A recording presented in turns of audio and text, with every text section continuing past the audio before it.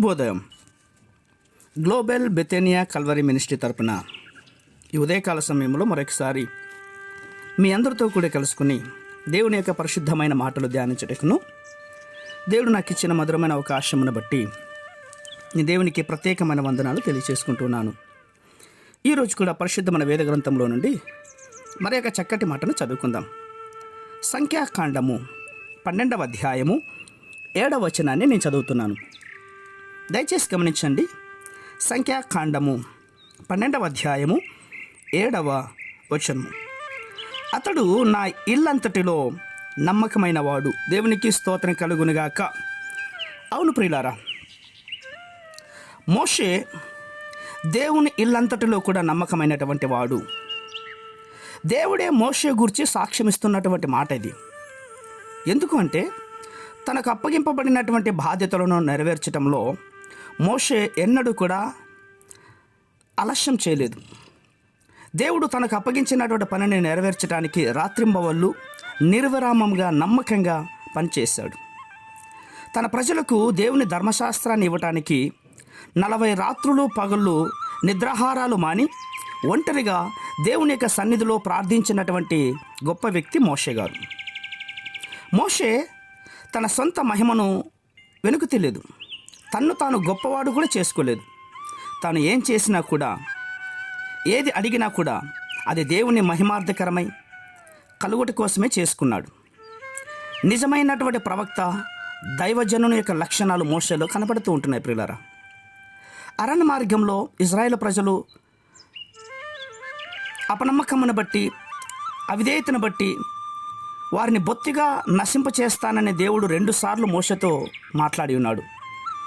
ఆ 2 సందర్భాల్లోనూ కూడా ఇజ్రాయేల్ జాతిని కాల్చివేసి నశింపచేసి మోషే ద్వారా వేరొక నూతన జనాంగాన్ని పుట్టిస్తానని దేవుడు మాట్లాడి ఉన్నాడు.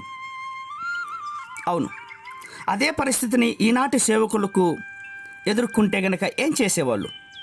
విశ్వాసిగా నీవు గనక అదే స్థానంలో, మోసే స్థానంలో ఉంటే నువ్వేం చేసేవాడివి? యథార్థంగా జవాబు ఇవ్వగలవా?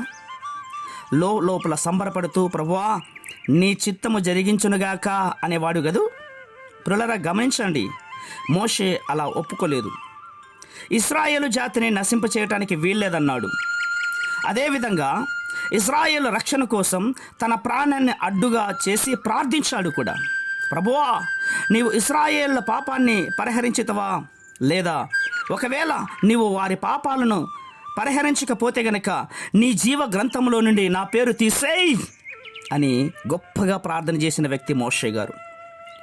మోషే ఎందుకు ఆ విధంగా ప్రార్థన చేశాడు అంటే, ఇశ్రాయేలు జాతి నశిస్తే అది దేవునికి అవమానకరము.